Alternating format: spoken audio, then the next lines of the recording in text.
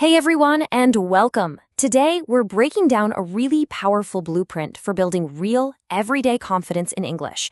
It's a method that hands you the right phrases for pretty much any situation, at home, at work, or just hanging out.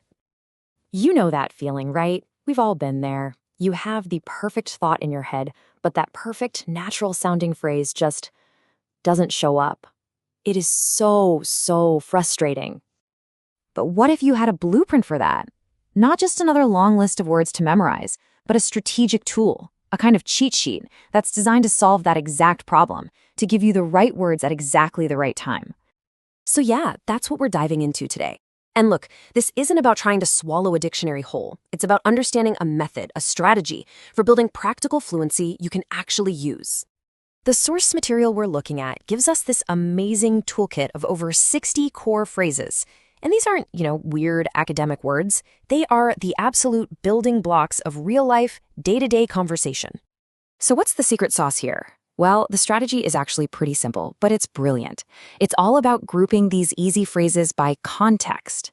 This lets you master one situation, get that little win, and then use that momentum to tackle the next one. It's all about building your confidence step by step. Okay, so let's actually see this thing in action. We're going to follow the blueprint through a totally normal day, right from the moment you wake up. So the blueprint starts you off easy. I mean, think about it. I just woke up. It's something you say all the time, it's not hard, and you can use it immediately without even thinking. Bam! That's your first easy win of the day. And then you just build on it. See how these phrases are already starting to tell a little story? It's not just a random phrase. It's you expressing a real feeling in a real moment. And the morning part ends with a phrase that pretty much every single one of us has said. This just perfectly shows how practical this blueprint is. It gives you the language you are actually going to need. Okay, so you've left the house. Now the blueprint expands. It starts giving you the tools for all those public and professional moments you run into when you're out in the world. Now, what's so cool about this is how it shows a complete interaction. It's not just a list. You start with a polite request, then you make a specific ask, and then you offer a solution. It's like a mini dialogue that you can learn all in one piece.